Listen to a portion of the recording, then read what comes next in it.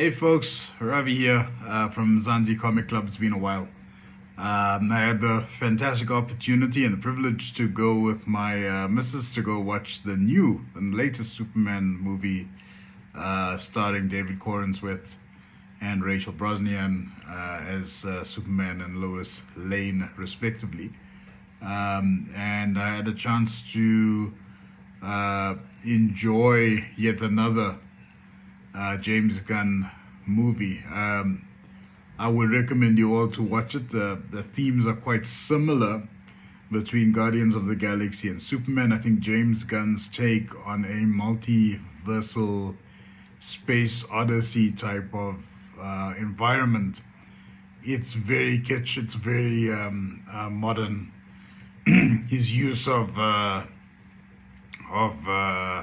indie rock, specific soundtracks with the likes of Iggy Pop and what have you, was a brilliant addition. It shows his sort of authentic take on the Man of Steel.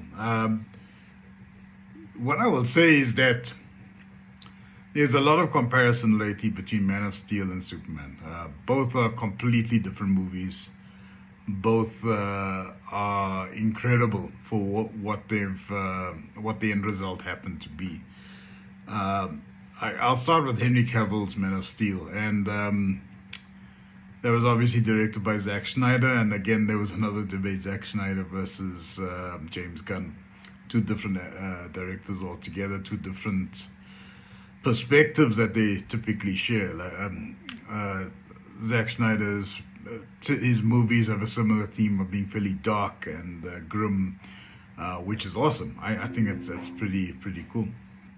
Whereas James Gunn is a little bit more light-hearted, a significant human focus, a lot of focus on the music. He seems to be a big indie rock type of fan. But coming back to Henry Cavill, I felt that his Superman was brilliant, but he was a product of his time, and I'll explain what I mean by that.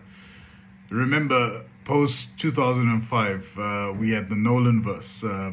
His take on Batman was like a much needed jab in the arm for DC, because they were making some very random movies. Their takes on comic book characters were very campy for the large part. The storyline didn't make much sense. There was never a third act, and that's a great thing about James Gunn, by the way, which I'll bring up. He believes in having a very good storyline.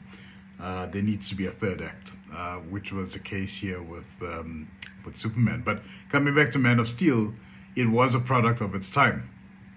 The Nolanverse introduced us to a darker variety of Batman, obviously starring Christian Bale, which I think it was absolutely necessary for DC to get legitimacy again, and for the Warner Brothers to get legitimacy in showcasing a DC product.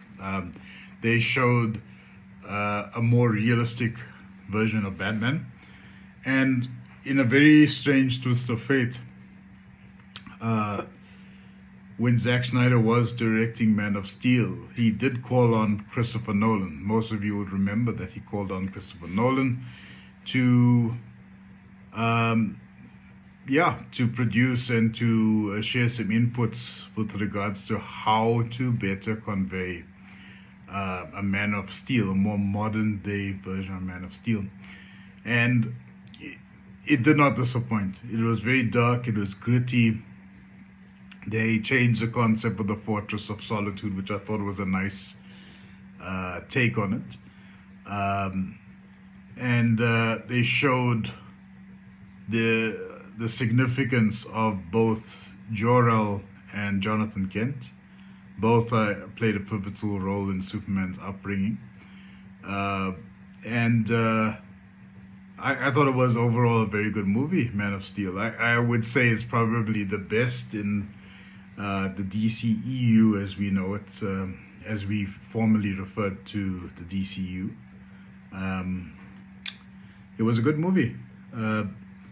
I think it was again another much needed jab in the arm that DC tried to convey. and they did very well. I love the take of General Zod, like kind of like a modern approach of military man, somebody who shared the ideals of a progressive Krypton, and I think that was awesome. That was very good to see that because we never got to see that iteration of General Zod. So, Man of Steel for its time was a brilliant movie. Obviously, it's been 12 years, so I'm guessing most of you have watched it in its entirety. Superman ended up killing General Zod in the fierce battle, which, funnily enough, also took place partly in Gotham City. Well, yeah, but now it actually didn't take place in Gotham City. It impacted one of the Wayne businesses, as we would have seen in the Batman versus Superman opening scene. And yeah, again, product of its time, brilliant movie. Excellent take on the character. Henry Cavill prepared very well for that movie. There's actually video of him and the lady that played Ursa, or the Ursa equivalent in Man of Steel, training very hard. They did a lot of kettlebell workouts, which I used to do back in the day.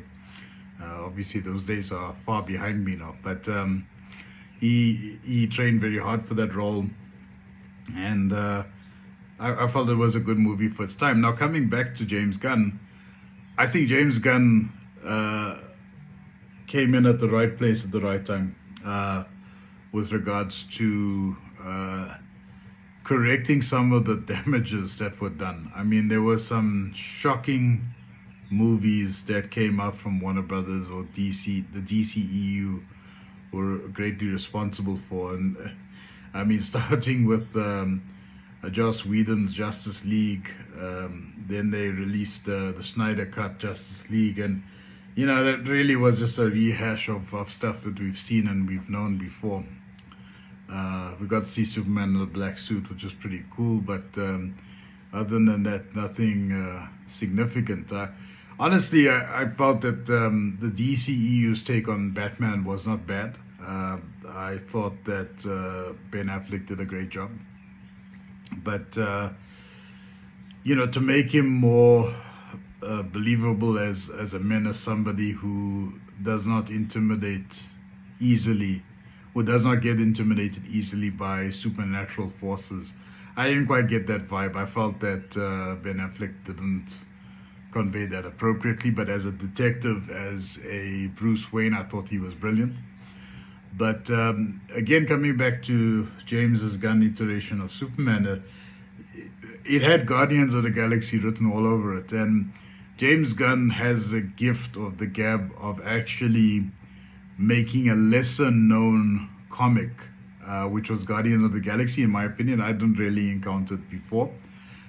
He had some notoriety and some fans that had really enjoyed it, but the comic book at least, and he made it into a very fun movie. I mean, I have to say, there were elements of that in Superman. Superman is a larger-than-life campy character in the grand scheme of things. If you look at some of the comic books, he's sitting on a cloud or sitting on Mount Everest with his dog and stuff. You know, that's Superman. He's not meant to be the serious and gritty character. I think there was a huge emphasis on him being a human being. And we often forget that. I think every iteration of Superman emphasized the super part of being Superman.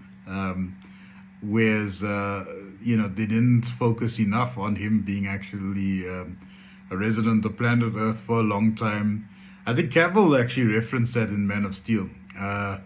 And he even told the general that he grew up in Kansas, right? And I think that's the closest if we ever got to see him being a human being. But Corran Sweat's iteration is very clear that he's a human being. He even said that to Lex Luthor in the end of the movie. For those of you that watched it, I hope I'm not spoiling it for anyone. But brilliant movie. Soundtrack was also awesome. Iggy Pop, I love that guy. Such a cool song. Punk rocker. I strongly recommend all of you to go and see it. I didn't take my kid to go watch it. She's only 8 years old, and the idea of Superman spitting and coughing up blood in the opening scene, I mean, that's something that all of us would have seen in the trailer, the extended trailer, as well as the opening credits of the movie that was shared on YouTube by Warner Brothers. But I wasn't too keen to have her exposed to that. But for the most part, this movie was pretty good. I recommend you go and watch it. And I think what was greatly understated was Rachel Brosnahan's portrayal of Lois Lane. I think, next to Margot Kidder, I think this was by far one of the better portrayals of Lois Lane. In fact, probably I would even go as far as saying the best. I got reporter vibes from her. The chemistry between Gordon Smith and Brosnahan was outstanding. I would say it's much more significant than what I saw between Amy Adams and Henry Cavill, which is a vital part of it. Lois Lane is actually an integral part of the DCU. There's even a rumor that she might even get superpowers of her own. That was akin with All-Star Superman, where she became Superwoman at one point. She basically wore a specific device, and that allowed her to emit the same powers and capabilities that Superman can. So flight and heat vision and what have you. So I'm excited to see that. I'm excited to see the rest of the DCU. Let us know in the comments what you guys thought and felt about Man of Steel. Man of Steel, Superman. To be honest, I would have loved it if James Gunn kept the original title, Superman Legacy, because I think this is exactly it. This is something building up to a legacy or a legend in the form of Superman. Great movie, fantastic storyline, great cast. And last but not least, Nicholas Holt's portrayal of Lex Luthor, outstanding, outstanding. You can actually see he vehemently hates Superman, which is exactly what it's about. He's an egotist, he's brilliant, he's a genius, and we saw all of those attributes in this movie. Let me know what you think. I know a lot of you weren't too keen on having Krypto being a main character or focal point in the movie, but let's hear what you have to say. I'll release another soundbite with regards to my take on this hero, but great opening start to the new DCU. Yeah. Take care, guys.